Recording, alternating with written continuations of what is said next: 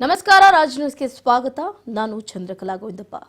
ವೀಕ್ಷಕರೇ, ನಮ್ಮ ರಾಜ್ ನ್ಯೂಸ್ನಲ್ಲಿ ನಾವು ನಿರಂತರವಾಗಿ 28 ಲೋಕಸಭಾ ಕ್ಷೇತ್ರಗಳ ಕಂಪ್ಲೀಟ್ ಚಿತ್ರಣವನ್ನ ನಿಮ್ಮ ಮುಂದೆ ಉಣಬಡಿಸುವಂತಹ ಪ್ರಯತ್ನವನ್ನ ಮಾಡ್ತಾ ಇದ್ದೀವಿ. ಇವತ್ತು ಹಾಸನ ಲೋಕಸಭಾ ಕ್ಷೇತ್ರಕ್ಕೆ ಎಂಪಿ ಯಾರಾಗಬೇಕು, ನಿಮ್ಮ ಬೆಂಬಲ, ನಿಮ್ಮ ಮತ ಯಾರಿಗೆ ಅನ್ನುವಂತಹ ಕಾರ್ಯಕ್ರಮವನ್ನು ಆಯೋಜನೆ ಮಾಡಿದ್ದೀವಿ. ವೀಕ್ಷಕರೇ, ನೀವು ಮಾಡಬೇಕಾಗಿರುವಂತಹದ್ದು ಇಷ್ಟೇನೆ. ಸ್ಕ್ರೀನ್ ಮೇಲೆ ಕಾಣ್ತಾ ಇರುವಂತಹ ನಮಗೆ ಕರೆ ಮಾಡಿ ನೀವು ಕೂಡ ನಿಮ್ಮ ಲೋಕಸಭಾ ಕ್ಷೇತ್ರಕ್ಕೆ ಸಂಸದರು ಯಾರಾಗಬೇಕು ಅನ್ನೋದನ್ನ ತಿಳಿಸಬಹುದಾಗುತ್ತೆ. ಇವತ್ತು ನಾವು ಮಾತಾಡ್ತಾ ಇದ್ದೀವಿ ತಲೆಮಾರಿನಿಂದ ಕೂಡ ಜೆಡಿಎಸ್ನ ಭದ್ರಕೋಟೆಯೇ ಆದಂತಹ ಹಾಸನ ಲೋಕಸಭಾ ಕ್ಷೇತ್ರದ ಬಗ್ಗೆ. ಹಾಸನ ಲೋಕಸಭಾ ಕ್ಷೇತ್ರದಲ್ಲಿ ಜೆಡಿಎಸ್ ಅಭ್ಯರ್ಥಿಯಾಗಿ ಪ್ರಜ್ವಲ್ ರೇವಣ್ಣ ಅವರು ಕಣದಲ್ಲಿ ಇದ್ದಾರೆ. ಎರಡನೇ ಬಾರಿಯೂ ಕೂಡ ಗೆಲುವಿನ ಅಲೆಯನ್ನ ನೋಡೋದಕ್ಕೆ ನಾನಾ ರೀತಿಯಾದಂತಹ ತಯಾರಿಯನ್ನ ಮಾಡಿಕೊಂಡಿದ್ದಾರೆ. ಹಾಗೆ ಇತ್ತ ಕಾಂಗ್ರೆಸ್ನ ಅಭ್ಯರ್ಥಿಯಾಗಿ ಶ್ರೇಯಸ್ ಪಟೇಲ್ ಅವರು ಕಣದಲ್ಲಿ ಇರುವಂತದ್ದು. ಹಾಗಾದ್ರೆ ಕಾದ್ ನೋಡ್ಬೇಕಾಗುತ್ತೆ ಇವತ್ತು ಹಾಸನ ಲೋಕಸಭಾ ಕ್ಷೇತ್ರಕ್ಕೆ ಯಾವ್ಯಾವ ರೀತಿಯಲ್ಲಿ ಮತದಾರ ಪ್ರಭುಗಳು ಜೈಕಾರವನ್ನ ಹಾಕ್ತಾರೆ, ಯಾರ ಪರವಾಗಿ ಗೆಲುವಿನ ಮಳೆಯನ್ನ ಸುರಿಸ್ತಾರೆ ಅಂತ. ವೀಕ್ಷಕರೇ, ಇತ್ತ ಶ್ರೇಯಸ್ ಪಟೇಲ್ ಅವರು ಈ ಹಿಂದೆ ಅಸೆಂಬ್ಲಿ ಚುನಾವಣೆಯಲ್ಲೂ ಕೂಡ ಪ್ರಜ್ವಲ್ ರೇವಣ್ಣ ಅವರಿಗೆ ನೀರಿಳಿಸಿದ್ರು ಅಂತಾನೆ ಹೇಳ್ಬೋದು. ಕೇವಲ ಬರೀ 3,000 ಮತಗಳ ಅಂತರದಿಂದ ಸೋಲನ್ನ ಕಂಡಿದ್ರು. ಇವರ ತಾತ ಏನಿದ್ದಾರಲ್ಲ ಪುಟ್ಟಗೌಡರು, ಇವರು 1999ರಲ್ಲಿ ದೇವೇಗೌಡರನ್ನ ಸೋಲಿಸಿದಂತಹ ಘಟಾನುಘಟಿ ನಾಯಕ ಅಂತಾನೆ ಹೇಳ್ಬೋದು. ಒಟ್ಟಾರೆಯಾಗಿ ಇತ್ತ HD ದೇವೇಗೌಡರ ಮೊಮ್ಮಗ ಹಾಗೆ ಪುಟ್ಟೇಗೌಡರ ಮೊಮ್ಮಗ ಹಾಸನ ಲೋಕಸಭಾ ಕ್ಷೇತ್ರದಿಂದ ಕಣದಲ್ಲಿ ಇದ್ದಾರೆ. ಹಾಗಾಗಿ ಬಹಳ ಕುತೂಹಲವನ್ನ ಕೆಳಿಸ್ತಾ ಇದೆ ಈ ಬಾರಿಯ 2023ರ ಲೋಕಸಭಾ ಚುನಾವಣೆ. ಒಟ್ಟಾರೆಯಾಗಿ ಬಿಸಿಲೇರಿದಂತೆ ರಾಜ್ಯದಲ್ಲೂ ಕೂಡ ಲೋಕ ಎಲೆಕ್ಷನ್ ರಂಗು ಜೋರಾಗ್ತಾ ಇದೆ. ಲೋಕ ಸಮರದಲ್ಲಿ ಕರ್ನಾಟಕ ಕಬ್ಜಕ್ಕೆ ಕಾರ್ಯತಂತ್ರವನ್ನ ಹೆಣೆಯಲಾಗ್ತಾ ಇದೆ.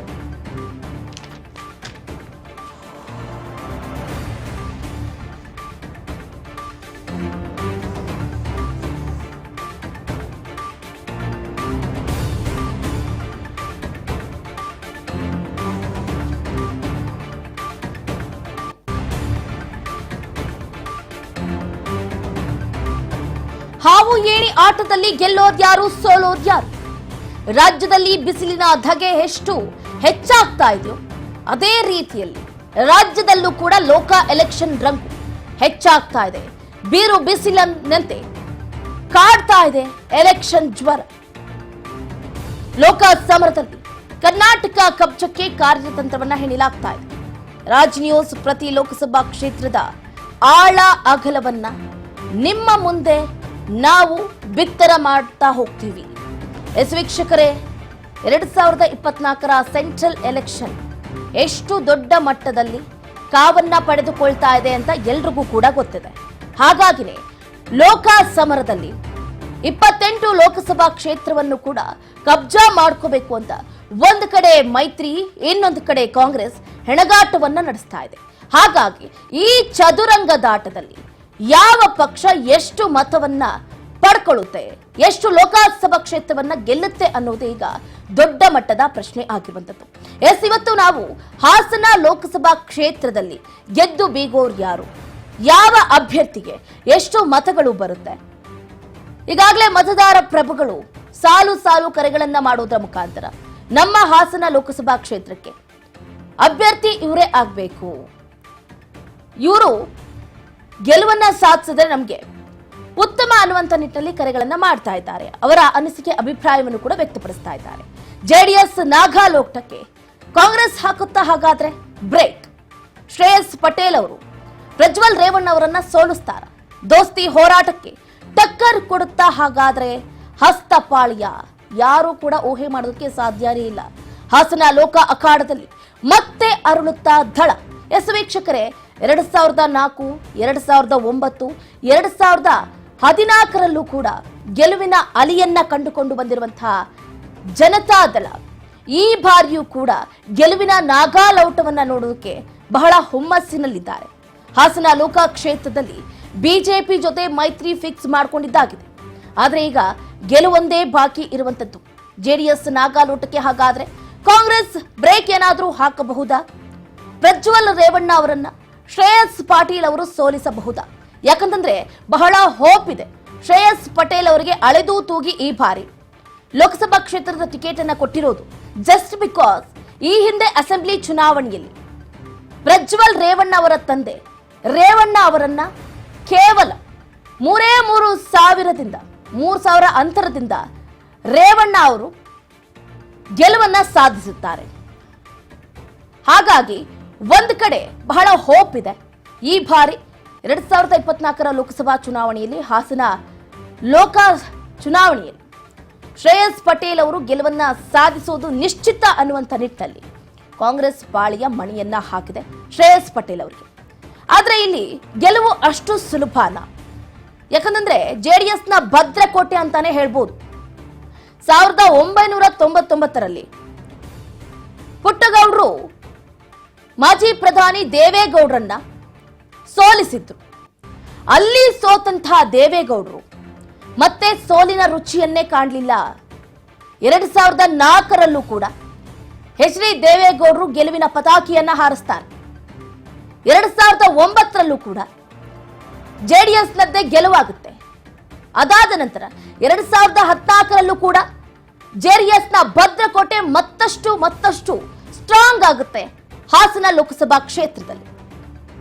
2014, 2019ರಲ್ಲೂ ಕೂಡ ಪ್ರಜ್ವಲ್ ರೇವಣ್ಣ ಅವರು ಎ ಮಂಜು ಅವರ ಎದುರಾಳಿಯಾಗಿ ಸ್ಪರ್ಧೆ ಮಾಡಿ ಗೆಲುವಿನ ಹೂಗುಚ್ಛವನ್ನ ತಮ್ಮ ಮುಡಿಗೇರಿಸಿಕೊಳ್ಳುವಲ್ಲಿ ಯಶಸ್ವಿಯನ್ನ ಸಾಧಿಸ್ತಾರೆ. ಇದನ್ನ ಗಮನಿಸಿಕೊಂಡು ಬರ್ತಾ ಇದ್ದೀವಿ.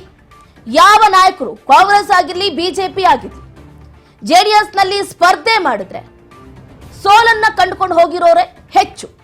ಹಾಗಾಗಿ ಈ ಕಂಪ್ಲೀಟ್ ಚಿತ್ರಣವನ್ನ ನಾವು ನೋಡ್ತಾ ಇದ್ರೆ ಜೆಡಿಎಸ್ನ ಭದ್ರಕೋಟೆಯಲ್ಲಿ ಈ ಬಾರಿ ಶ್ರೇಯಸ್ ಪಟೇಲ್ ಅವರು ಎಷ್ಟರ ಮಟ್ಟಿಗೆ ಕಮಾಲ್ ಮಾಡಬಹುದು? ಯಾಕಂದ್ರೆ ಇವರ ತಾತ ಕೂಡ ಪುಟ್ಟಗೌಡ್ರೇನಿದ್ದಾರಲ್ಲ, ಮಾಜಿ ಪ್ರಧಾನಿಯನ್ನೇ ಸೋಲಿಸಿರುವಂತಹ ನಾಯಕರು. ಸಾಕಷ್ಟು ಚಾರ್ಮ್ ಇದೆ ಶ್ರೇಯಸ್ ಪಟೇಲ್ ಅವರಿಗೆ. ಅಸೆಂಬ್ಲಿ ಚುನಾವಣೆಯಲ್ಲೂ ಕೂಡ ರೇವಣ್ಣ ಅವರಿಗೆ ಒಂದು ಕ್ಷಣ ನೀರಿಳಿಸ್ಬಿಟ್ಟಿತ್ತು. ನೀವೇ ಯೋಚನೆ ಮಾಡಿ, ಬರೀ 3,000 ಮತಗಳ ಅಂತರದಿಂದ ರೇವಣ್ಣ ಅವರು ಗೆದ್ದಿದ್ರು. ಹಾಗಾಗಿ ಬಹಳ ಹೋಪ್ ಇದೆ ಶ್ರೇಯಸ್ ಪಟೇಲ್ ಅವರ ಮೇಲೆ. ಮೊದಲ ಪಟ್ಟಿಯಲ್ಲೇ ಏನು ಯುವ ಮುಖಂಡ ಶ್ರೇಯಸ್ ಪಟೇಲ್ ಅವರಿಗೆ ಟಿಕೆಟ್ ಘೋಷಣೆ ಆಗುತ್ತೆ ಹಾಸನ ಲೋಕಸಭಾ ಕ್ಷೇತ್ರದಿಂದ. ಈ ಬಾರಿ ಪ್ರಜ್ವಲ್ ರೇವಣ್ಣ ಅವರ ಎದುರಾಳಿಯಾಗಿ ನೀವೇ ಅಖಾಡದಲ್ಲಿ ಇರ್ತೀರಾ, ಗೆಲುವನ್ನ ಸಾಧಿಸ್ತೀರಾ ಅನ್ನುವಂತಹ ಹೋಪ್ ಇದೆ.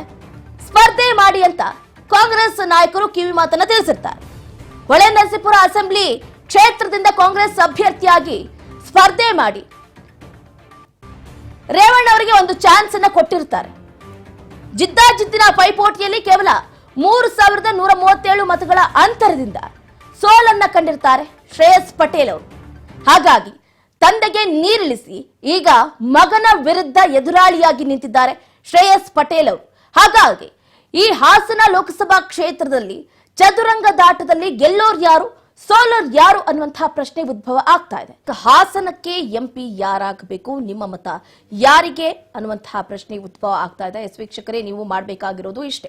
ಈ ಕೂಡಲೇ ಸ್ಕ್ರೀನ್ ಮೇಲೆ ಕಾಣ್ತಾ ಇರುವಂತಹ ನಂಬರ್ಗೆ ಕರೆ ಮಾಡಿ ನಿಮ್ಮ ಲೋಕಸಭಾ ಕ್ಷೇತ್ರಕ್ಕೆ ಸಂಸದರು ಯಾರಾಗಬೇಕು ಅನ್ನುವಂತಹ ಅನಿಸಿಕೆ ಅಭಿಪ್ರಾಯವನ್ನ ಈ ಕೂಡಲೇ ತಿಳಿಸಬಹುದು. ಈಗಾಗಲೇ ನಾನು ಮಾತಾಡ್ತಾ ಇದ್ದೆ, ಹಾಸನ ಕರ್ನಾಟಕ ಲೋಕಸಭಾ ಕ್ಷೇತ್ರ ನಿಜಕ್ಕೂ ಕೂಡ ಒಂದು ರಾಜಕೀಯ ಶಕ್ತಿ ಕೇಂದ್ರ ಅಂತಾನೆ ಹೇಳ್ಬಹುದು.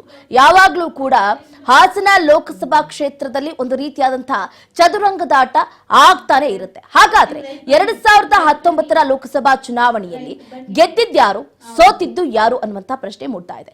ಈಗಾಗಲೇ ಹೇಳ್ದೆ ನಾನು, ಪ್ರಜ್ವಲ್ ರೇವಣ್ಣ ಅವರು ಎ ಮಂಚು ಅವರ ಎದುರಾಳಿಯಾಗಿ ಗೆಲುವನ್ನ ಸಾಧಿಸುತ್ತಾರೆ. ಕಳೆದ ಲೋಕಸಭಾ ಚುನಾವಣೆಯಲ್ಲಿ ಹಾಗಾದ್ರೆ ಏನಾಗಿತ್ತು? ಮೈತ್ರಿ ಅಭ್ಯರ್ಥಿಗೆ ಜೈಕಾರವನ್ನ ಹಾಕೋದ್ರ ಮುಖಾಂತರ ಹಾಸನ ಲೋಕಸಭಾ ಕ್ಷೇತ್ರದ ಜನತೆ ಪ್ರಜ್ವಲ್ ರೇವಣ್ಣ ಅವರನ್ನ ಗ್ರ್ಯಾಂಡ್ ಆಗಿ ವೆಲ್ಕಮ್ ಮಾಡಿಕೊಂಡಿರುತ್ತೆ. ಇಲ್ಲಿಗೆ ಗೊತ್ತಾಗುತ್ತೆ ಜೆಡಿಎಸ್ನ ಭದ್ರಕೋಟೆಯಲ್ಲಿ ಬೇರೆ ಪಕ್ಷದ ನಾಯಕರ ಆಟ ಆಲ್ಮೋಸ್ಟ್ ಆಲ್ ನಡೆಯೋದಿಲ್ಲ ಅಂತ. ಯಾಕಂತಂದ್ರೆ ಬರೋಬ್ಬರಿ 1,41,324 ಮತಗಳ ಅಂತರದಿಂದ ಪ್ರಜ್ವಲ್ ರೇವಣ್ಣ ಅವರು ಗೆಲುವನ್ನ ಸಾಧಿಸಿರ್ತಾರೆ. ಈಗ ಗಮನಿಸ್ತಾ ಇದ್ವಿ, 2019ರ ಲೋಕಸಭಾ ಚುನಾವಣೆಯಲ್ಲಿ ತೀವ್ರ ಪೈಪೋಟಿಯ ಕದನಕ್ಕೆ ಸಾಕ್ಷಿಯಾಗಿತ್ತು ಅಂತಾನೆ ಹೇಳ್ಬೋದು. ಯಾಕಂದ್ರೆ ಜೆಡಿಎಸ್ ಅಭ್ಯರ್ಥಿಯಾಗಿ ಪ್ರಜ್ವಲ್ ರೇವಣ್ಣ ಅವರು ಕಣದಲ್ಲಿ ಸಾರ್ವತ್ರಿಕ ಚುನಾವಣೆಯಲ್ಲಿ ಸ್ಪರ್ಧೆಯನ್ನ ಮಾಡಿರ್ತಾರೆ. 1,41,324 ಮತಗಳನ್ನ ಗಳಿಸೋದ್ರ ಮುಖಾಂತರ ಗೆಲುವಿನ ಪತಾಕೆಯನ್ನ ಹಾರಿಸುತ್ತಾರೆ. ಇವರು ಏನು ಕಾಂಗ್ರೆಸ್ ಅಭ್ಯರ್ಥಿಯಾಗಿ ಕಣದಲ್ಲಿ ಇರ್ತಾರೆ. ಎ ಮಂಜು ಅವರು 6,76,606 ಮತಗಳನ್ನ ಗಳಿಸೋದ್ರ ಮುಖಾಂತರ ಸೋಲನ್ನ ಅನುಭವಿಸಿರ್ತಾರೆ. ಒಟ್ಟಾರೆಯಾಗಿ ಪ್ರಜ್ವಲ್ ರೇವಣ್ಣ ಅವರನ್ನ ಇಲ್ಲಿವರೆಗೂ ಅಂದ್ರೆ 2ನೇ ಬಾರಿ ಸ್ಪರ್ಧೆ ಮಾಡ್ತಾ ಇದ್ದಾರೆ. ಈ ಹಿಂದೆ ಏನು ಎ ಮಂಜು ಅವರು ಸ್ಪರ್ಧೆ ಮಾಡಿದ್ರು ಕೂಡ ಯಾವುದೇ ರೀತಿಯಾದಂತಹ ಯೂಸ್ ಆಗ್ಲಿಲ್ಲ. ಜೆಡಿಎಸ್ನ ಭದ್ರಕೋಟೆಯನ್ನ ಭೇದಿಸಬೇಕು ಅಂತ ಅಂದ್ಕೊಂಡಿದ್ರು, ಆದ್ರೆ ಯಾವುದೇ ರೀತಿಯಾದಂತಹ ಪ್ರಯೋಜನ ಆಗ್ಲಿಲ್ಲ. ಹಾಗಾಗಿ ನೋಡ್ಬೇಕಾಗುತ್ತೆ. ಈಗ ಶ್ರೇಯಸ್ ಪಟೇಲ್ ಅವರು ಕಾಂಗ್ರೆಸ್ನಿಂದ ಟಿಕೆಟ್ ಅನ್ನ ಗಿಟ್ಟಿಸಿಕೊಂಡಿದ್ದಾರೆ. ಪ್ರಜ್ವಲ್ ರೇವಣ್ಣ ಅವರನ್ನ ಸೋಲಿಸುವಂತಹ ಧೈರ್ಯ ಅಥವಾ ಆತ್ಮಸ್ಥೈರ್ಯ ಇದೆಯಾ ಇಲ್ವಾ ಅನ್ನುವಂತಹ ಪ್ರಶ್ನೆ ಮಾತ್ರ ಮೂಡ್ತಾ ಇರುವಂತದ್ದು. ನೋಡೋಣ ಹಾಗಾದ್ರೆ 1999ರಲ್ಲಿ ಏನು ದೇವೇಗೌಡರು ಸೋತು ಮತ್ತೆ 2004ರಲ್ಲಿ ಜೆಡಿಎಸ್ನ ಪತಾಕೆಯನ್ನ ಹಾರಿಸೋದ್ರ ಮುಖಾಂತರ ಇಲ್ಲಿವರೆಗೂ ಕೂಡ ಅವರ ಚಾರ್ಮನ್ನ ಕಳ್ಕೊಂಡೇ ಇಲ್ಲ. ಹಾಗಾಗಿ ಬಹಳ ಕುತೂಹಲವನ್ನ ಕೆರಳಿಸ್ತಾ ಇದೆ. ಜೆಡಿಎಸ್ನ ಈ ಭದ್ರಕೋಟೆಯನ್ನ ಯಾರು ಛಿದ್ರ ಮಾಡಬಹುದು ಅಂತ ಗಮನಿಸ್ತಾ ಇದ್ದೀರಾ. ಹಾಸನ ಲೋಕಸಭಾ ಕ್ಷೇತ್ರದ 2019ರ ರಿಸಲ್ಟ್ ಏನಾಗಿತ್ತು ಅಂತ. ಎ ಮಂಜು ಅವರು ಬಿಜೆಪಿ ಅಭ್ಯರ್ಥಿಯಾಗಿ ಸ್ಪರ್ಧೆಯನ್ನ ಮಾಡಿರ್ತಾರೆ. 2019ರಲ್ಲಿ 5,35,282 ಮತಗಳನ್ನ ಪಡ್ಕೊಂಡಿರ್ತಾರೆ. ಗೆಲುವಿನ ಅಂತರ 1,41,324 ಮತಗಳನ್ನ ಗಳಿಸುವುದರ ಮುಖಾಂತರ ಪ್ರಜ್ವಲ್ ರೇವಣ್ಣ ಅವರು ಗೆಲುವಿನ ಪತಾಕೆಯನ್ನ ಹಾರಿಸಿರ್ತಾರೆ. ಇದನ್ನ ನೋಡ್ತಾ ಇದ್ರೆ ಒಂದಲ್ಲ ಎರಡಲ್ಲ 1,00,000ಕ್ಕೂ ಹೆಚ್ಚು ಮತಗಳ ಅಂತರದಲ್ಲಿ ಗೆಲುವನ್ನ ಸಾಧಿಸಿರುವಂತದ್ದು. ಅನ್ಕೋಬಹುದು ಎ ಮಂಜು ಅವ್ರಿಗೆ ಮೇ ನಾಟ್ ಬಿ ಚಾರ್ಮ್ ಇರ್ಲಿಲ್ಲ, ಹಾಗಾಗಿ ಅವ್ರಿಗೆ ಸೋಲಾಗಿರ್ಬೋದು. ಬಟ್ ಶ್ರೇಯಸ್ ಪಟೇಲ್ ಅವರಿಗೆ ಸ್ಥೈರ್ಯ ಇದೆ. ಅವರು ರೇವಣ್ಣ ಅವ್ರಿಗೇನೆ ಚಳ್ಳೆ ಹಣ್ಣನ್ನ ತಿಳಿಸಿದ್ರು ಕೇವಲ 3,000 ಮತಗಳಲ್ಲಿ.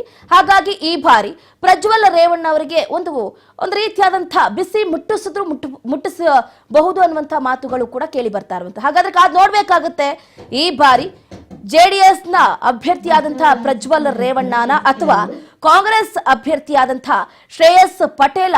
ಹಾಗಾದ್ರೆ ನೋಡೋಣ, ಇದ್ರ ಬಗ್ಗೆ ಹೆಚ್ಚಿನ ಡೀಟೇಲ್ಸ್ ಅನ್ನ ಕೊಡ್ತಾ ಹೋಗ್ತಾರೆ ನಮ್ಮ ಪೊಲಿಟಿಕಲ್ ರಿಪೋರ್ಟರ್ ಬಸವರಾಜ್ ಹೂಗ. ಡೆಸ್ಕ್ ಲೈನ್ ಜಾಯ್ನ್ ಆಗ್ತಿದ್ದಾರೆ. ಬಸವರಾಜ್, ಗಮನಿಸ್ತಾ ಇದೀವಿ ನಾವೀಗ ಹಾಸನ ಲೋಕಸಭಾ ಕ್ಷೇತ್ರ ಕ್ಷಣದಿಂದ ಕ್ಷಣಕ್ಕೆ ರಂಗೇರ್ತಾ ಇದೆ ಅಂತಾನೆ ಹೇಳ್ಬೋದು. ಅದರಲ್ಲೂ ಮುಖ್ಯವಾಗಿ ಜೆಡಿಎಸ್ನ ಭದ್ರಕೋಟೆಯನ್ನ ಭೇದಿಸೋದಕ್ಕೆ ಈ ಬಾರಿ ಕಾಂಗ್ರೆಸ್ ಅಭ್ಯರ್ಥಿಯಾದಂತಹ ಶ್ರೇಯಸ್ ಪಟೇಲ್ ಅವರು ಅಖಾಡಕ್ಕೆ ಧುಮುಕಿರುವಂತದ್ದು. ಯಾರಿಗೆ ಮತದಾರ ಪ್ರಭು ಒಲವನ್ನ ವ್ಯಕ್ತಪಡಿಸಬಹುದು ಅಂತ. ಹಾಸನ ಲೋಕಸಭಾ ಕ್ಷೇತ್ರದಲ್ಲಿ ಈ ಬಾರಿಯ ಲೋಕಸಭೆ ಚುನಾವಣೆ ಸಾಕಷ್ಟು ಒಂದ್ ಕಡೆ ಕುತೂಹಲ ಮೂಡಿಸಿದೆ ಅಂತ ಕೂಡ ಹೇಳಬಹುದು. ಯಾಕಂತಂದ್ರೆ ಜೆಡಿಎಸ್ ನ ಭದ್ರಕೋಟೆಯನ್ನ ಭೇದಿಸಲು ಕಾಂಗ್ರೆಸ್ ಪಕ್ಷದ ನಾಯಕರು ಯುವ ಮುಖಂಡನನ್ನ ಈಗಾಗಲೇ ಕಣಕ್ಕಿಳಿಸಿರುವಂತದ್ದು. ಶ್ರೇಯಸ್ ಪಾಟೀಲ್ ಅಂತಕ್ಕಂತ ಅಭ್ಯರ್ಥಿಯನ್ನ ಈಗಾಗಲೇ ಕಾಂಗ್ರೆಸ್ ಪಕ್ಷದ ನಾಯಕರು ಕಣಕ್ಕಿಳಿಸಿರುವಂತದ್ದು. ಅದರ ವಿರುದ್ಧವಾಗಿ ಜೆಡಿಎಸ್ ಪಕ್ಷದಿಂದ ಅಂದ್ರೆ NDA ಅಭ್ಯರ್ಥಿಯಾಗಿರ್ತಕ್ಕಂತ ಪ್ರಜ್ವಲ್ ರೇವಣ್ಣ ಅವರು ಈಗಾಗಲೇ ಸ್ಪರ್ಧೆ ಕೂಡ ಮಾಡಿರುವಂತದ್ದು. ಇಬ್ಬರು ಕೂಡ ಯುವ ಮುಖಂಡರೇ. ಯುವ ನಾಯಕರ ನಡುವಿನ ಪೈಪೋಟಿ, ಒಂದು ಶನಸಾಟ ಏನಿದೆ ಸಾಕಷ್ಟು ಕುತೂಹಲ ಮೂಡಿಸಿದೆ. ಜೆಡಿಎಸ್ ನ ಪ್ರಾಬಲ್ಯ ಹೊಂದಿರತಕ್ಕಂತ ಹಾಸನ ಲೋಕಸಭಾ ಕ್ಷೇತ್ರದಲ್ಲಿ ಈ ಬಾರಿಯ ಸಂಸದ ಸ್ಥಾನ ಯಾರಿಗೆ ಅನ್ನುವಂಥದ್ದು ಕುತೂಹಲ ಮೂಡಿಸಿದೆ. ಈಗಾಗಲೇ ಕಾಂಗ್ರೆಸ್ ಪಕ್ಷದ ಏನು ಕೆಪಿಸಿಸಿ ಅಧ್ಯಕ್ಷರಾಗಿರ್ತಕ್ಕಂಥ DK ಶಿವಕುಮಾರ್ ಅವರು ಕೂಡ ಹೋಗಿ ನಾಮಪತ್ರ ಸಲ್ಲಿಕೆಯ ವೇಳೆ ಸಂದರ್ಭದಲ್ಲಿ ಹೋಗಿ ಹಾಜರಿದ್ರು. ಸಾಕಷ್ಟು ಒಂದ್ ಕಡೆ ಅವರ ಅಭ್ಯರ್ಥಿ ಪರವಾಗಿ ಸಾಕಷ್ಟು ಒಂದ್ ಕಡೆ ಒಂದು ಕಾಂಗ್ರೆಸ್ ಪಕ್ಷದ ಗ್ಯಾರಂಟಿಗಳನ್ನ ತಿಳಿಸುವಂತ ನಿಟ್ಟಿನಲ್ಲಿ ಸಾಕಷ್ಟು ಒಂದ್ ಕಡೆ ಒಂದು ಪ್ರಚಾರದ ಭರಾಟೆಯನ್ನು ಕೂಡ ಕೈಗೊಂಡ್ರು. ಹಾಗಾಗಿ ಇಲ್ಲಿ ಕಳೆದ ಬಾರಿಯ 2019ರಲ್ಲಿ ಪ್ರಜ್ವಲ್ ರೇವಣ್ಣ ಅವರು ಒಂದ್ ಕಡೆ 1,41,000 ಮತಗಳ ಅಂತರದಿಂದ ಗೆಲುವನ್ನ ಸಾಧಿಸಿದ್ರು. ಅವಾಗ ಅವರ ವಿರುದ್ಧವಾಗಿ ಸ್ಪರ್ಧೆ ಮಾಡಿರ್ತಕ್ಕಂಥವರು ಎ ಮಂಜು ಅವರು ಸ್ಪರ್ಧೆ ಮಾಡಿದ್ರು. ಹಾಗಾಗಿ ಅವರ ವಿರುದ್ಧವಾಗಿ 1,00,000 ಅಂತರದಲ್ಲಿ ಕೂಡ ಪ್ರಜ್ವಲ್ ರೇವಣ್ಣ ಅವರು ಗೆಲುವನ್ನ ಸಾಧಿಸಿದ್ರು. ಆದ್ರೆ ಈ ಬಾರಿ ಒಂದ್ ಕಡೆ ಶ್ರೇಯಸ್ ಪಾಟೀಲ್ ಅಂತಕ್ಕಂಥವರು ಏನು ಕಳೆದ ಬಾರಿ ವಿಧಾನಸಭೆ ಚುನಾವಣೆಯಲ್ಲಿ ರೇವಣ್ಣ ಅವರ ವಿರುದ್ಧವಾಗಿ ಸ್ಪರ್ಧೆ ಮಾಡಿದ್ರು. ಕೆಲವೇ ಅಲ್ಪ ಮತಗಳಲ್ಲಿ ಸೋಲನ್ನ ಕೂಡ ಕಂಡಿದ್ರು. ಹಾಗಾಗಿ ಈ ಬಾರಿ ಹಾಸನ ಲೋಕಸಭಾ ಕ್ಷೇತ್ರದಲ್ಲಿ ಕಾಂಗ್ರೆಸ್ ಪಕ್ಷದ ನಾಯಕರು ಗ್ಯಾರಂಟಿಗಳ ಮುಖಾಂತರ ಜೆಡಿಎಸ್ ಪ್ರಾಬಲ್ಯವನ್ನ ಕುಗ್ಗಿಸಬೇಕು ಅನ್ನುವಂತ ನಿಟ್ಟಿಗೆ ಸಾಕಷ್ಟು ಶತಾಯಗತಾಯ ಪ್ರಯತ್ನ ಮಾಡ್ತಾ ಇದ್ದಾರೆ. ಸಿಎಂ ಸಿದ್ದರಾಮಯ್ಯ, ಡಿ.ಕೆ. ಶಿವಕುಮಾರ್ ಕೂಡ ಹಾಸನ ಲೋಕಸಭಾ ಕ್ಷೇತ್ರದಲ್ಲಿ ಹೋಗಿ ಪ್ರಚಾರದ ಕಣಕ್ಕೆ ಇಳಿಯಲಿದ್ದಾರೆ. ಈ ಮುಖಾಂತರ ಜೆಡಿಎಸ್ ನ ಭದ್ರಕೋಟೆಯನ್ನು ಭೇದಿಸಬೇಕು ಅನ್ನುವಂತಹ ಲೆಕ್ಕಾಚಾರದಲ್ಲಿ ಈಗಾಗಲೇ ಶ್ರೇಯಸ್ ಪಾಟೀಲ್ ಅವರು ಮತ್ತೆ ಕಾಂಗ್ರೆಸ್ ಪಕ್ಷದ ನಾಯಕರು ಮುಂದಾಗಿರುವಂತದ್ದು. ಚಂದ್ರಕಲಾ, 1999ರಲ್ಲಿ ಏನು ಮಾಜಿ ಪ್ರಧಾನಿ ದೇವೇಗೌಡರನ್ನೇ ಸೋಲಿಸಿದಂತಹ ಪುಟ್ಟಗೌಡರ ಮೊಮ್ಮಗ ಏನು ಈ ಕಡೆ ಶ್ರೇಯಸ್ ಪಟೇಲ್ ಅವರು ಅಖಾಡದಲ್ಲಿ ಇರುವಂತದ್ದು. ಹಾಗಾಗಿ ಟಫ್ ಫೈಟ್ ಕೊಡ್ಬೋದಾ ಹೇಗೆ ಅಂತ, ಯಾಕಂತಂದ್ರೆ ಇಲ್ಲಿವರೆಗೂ ಕೂಡ ಕೇವಲ ಕಡಿಮೆ ಅಂತರದಲ್ಲಿ ಸೋಲ್ಕೊಂಡು ಬಂದಿದ್ದಾರೆ. ಈ ಬಾರಿ ಪ್ರಜ್ವಲ್ ರೇವಣ್ಣ ಅವರ ಎದುರು ಗೆಲ್ಲಬಹುದಾ ಹೇಗೆ ಅಂತ ಲೆಕ್ಕಾಚಾರದ ಪ್ರಕಾರವಾಗಿ ಬಿಜೆಪಿ ಮತ್ತು ಜೆಡಿಎಸ್ ಎರಡೂ ಕೂಡ ಮೈತ್ರಿ ಮಾಡಿಕೊಂಡಿವೆ. ಇಲ್ಲಿ ನಾವು ಜಿಲ್ಲಾವಾರು ಒಂದ್ ಕಡೆ ಜಾತಿವಾರು ನೋಡ್ತಾ ಹೋದ್ರೆ ಒಕ್ಕಲಿಗ ಮತಗಳು ಕೂಡ ಹೆಚ್ಚಾಗಿರುವಂತದ್ದು. ಮತ್ತೆ ಇಲ್ಲಿ ಪ್ರಮುಖವಾಗಿ 8 ವಿಧಾನಸಭಾ ಕ್ಷೇತ್ರಗಳು ಈ ಒಂದು ಲೋಕಸಭಾ ಕ್ಷೇತ್ರದ ವ್ಯಾಪ್ತಿಗೆ ಬರ್ತವೆ.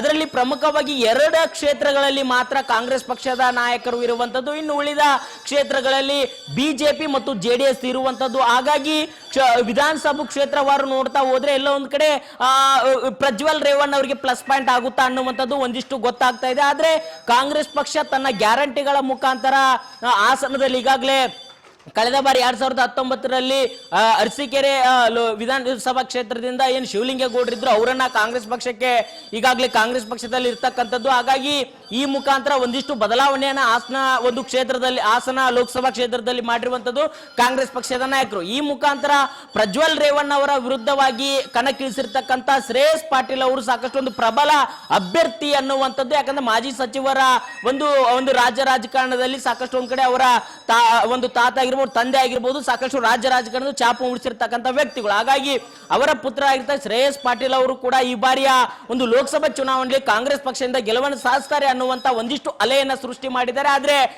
ಬಿಜೆಪಿ ಮತ್ತು ಜೆಡಿಎಸ್ ನ ಮೈತ್ರಿಯಲ್ಲಿರ್ತಕ್ಕಂಥ ಕಾರ್ಯಕರ್ತರು ಒಂದ್ ಕಡೆ ಏನಾದ್ರೂ ಬಿಜೆಪಿಯಲ್ಲಿರ್ತಕ್ಕಂಥ ಸಾಕಷ್ಟು ಒಂದ್ ಕಡೆ ಅಸಮಾಧಾನ ಬಿಜೆಪಿಯ ಪಾಳ್ಯದಲ್ಲೂ ಕೂಡ ಹಾಸನ ಲೋಕಸಭಾ ಕ್ಷೇತ್ರ ವ್ಯಾಪ್ತಿಯಲ್ಲಿ ಇರುವಂತದ್ದು, ಅದು ಕೂಡ ಏನಾದ್ರೂ ಇವರಿಗೆ ಶ್ರೇಯಸ್ ಪಾಟೀಲ್ ಪ್ಲಸ್ ಪಾಯಿಂಟ್ ಆಗುತ್ತಾ ಅನ್ನುವಂಥದ್ದು ಒಂದ್ ರೀತಿಯಲ್ಲಿ ಕುತೂಹಲ ಕೂಡ ಮೂಡಿದೆ. ಹಾಗಾಗಿ ಕಾಂಗ್ರೆಸ್ ಪಕ್ಷದ ಅಭ್ಯರ್ಥಿ ಆಗಿರ್ತಕ್ಕಂಥ ಶ್ರೇಯಸ್ ಪಾಟೀಲ್ ಅವರ ಗೆಲುವು ಈ ಬಾರಿಯ ಲೋಕಸಭಾ ಚುನಾವಣೆಯಲ್ಲಿ ಯಾವ ರೀತಿಯಾಗಿರುತ್ತೆ, ಅವರನ್ನ ಮಣಿಸಲಿಕ್ಕೆ ಮತ್ತೆ ಈಗಾಗಲೇ ಸಂಸದರಾಗಿರ್ತಕ್ಕಂಥ ಪ್ರಜ್ವಲ್ ರೇವಣ್ಣ ಅವರೇ ಮತ್ತೊಮ್ಮೆ ಗೆಲುವನ್ನು ಸಾಧಿಸ್ತಾರ ಅನ್ನುವಂಥದ್ದು ಕೂಡ ಒಂದ್ ಕಡೆ ಪ್ರಶ್ನೆ ಆಗಿರುವಂತದ್ದು. ಚಂದ್ರಕಲಾ, ನಿಮ್ಮ ಕಂಪ್ಲೀಟ್ ಮಾಹಿತಿಯಾಗಿ ಒಟ್ಟಾರೆಯಾಗಿ ಲೋಕಸಮರಕ್ಕೆ ಅಖಾಡ ಸಜ್ಜಾಗಿದೆ. ಹಾಸನದಲ್ಲಿ 3ನೇ ತಲೆಮಾರಿನ ಮೊಮ್ಮಕ್ಕಳ ಫೈಟ್ ಈಗ ಏರ್ಪಟ್ಟಿರುವಂತದ್ದು. ಯಾಕಂತಂದ್ರೆ ಜಿದ್ದಾಜಿದ್ದಿನ ಸ್ಪರ್ಧೆ ಅಂತಾನೆ ಹೇಳ್ಬೋದು. ಹಾಸನ ಲೋಕಸಭಾ ಕ್ಷೇತ್ರ ತೀವ್ರ ಕುತೂಹಲವನ್ನ ಕೇಳಿಸ್ತಾ ಇದೆ. ನೋಡ ಹಾಗಾದ್ರೆ ಒಂದು ಕಡೆ ಪ್ರಜ್ವಲ್ ರೇವಣ್ಣ, ಮತ್ತೊಂದು ಕಡೆ ಶ್ರೇಯಸ್ ಪಟೇಲ್ ಯಾರು ಗೆದ್ದು ಬೀಗ್ತಾರೆ? ಹಾಸನ ಲೋಕಸಭಾ ಕ್ಷೇತ್ರದ ಮತದಾರ ಪ್ರಭುಗಳ ಒಲವು ಯಾವ ಅಭ್ಯರ್ಥಿಯ ಮೇಲಿದೆ ಅನ್ನೋದನ್ನ ಕಾದಷ್ಟೇ ನೋಡ್ಬೇಕಾಗುತ್ತೆ. ಒಟ್ಟಾರೆಯಾಗಿ ಈ ಮೂಲಕ ಏನ್ ನಾವು ಗಮನಿಸ್ತಾ ಇದೀವಲ್ಲ, ಮಾಜಿ ಪ್ರಧಾನಿ ಎಚ್.ಡಿ. ದೇವೇಗೌಡರು ಹಾಗೆ ಮಾಜಿ ಸಂಸದರು ಆದಂಥ ದಿವಂಗತ ಜಿ. ಪುಟ್ಟಸ್ವಾಮಿಗೌಡರ ರಾಜಕೀಯ ಹಾಗೆತನ ಕ್ಷಣದಿಂದ ಕ್ಷಣಕ್ಕೆ ಹೆಚ್ಚಾಗ್ತಾ ಇದೆ ಅಂತಾನೆ ಹೇಳ್ಬೋದು. ಯಾಕಂದ್ರೆ ಇವರ ಹೋರಾಟವನ್ನ ನಾವು 1999ರಲ್ಲಿ ಲೋಕಸಭಾ ಚುನಾವಣೆಯಲ್ಲಿ ನೋಡಬಹುದು.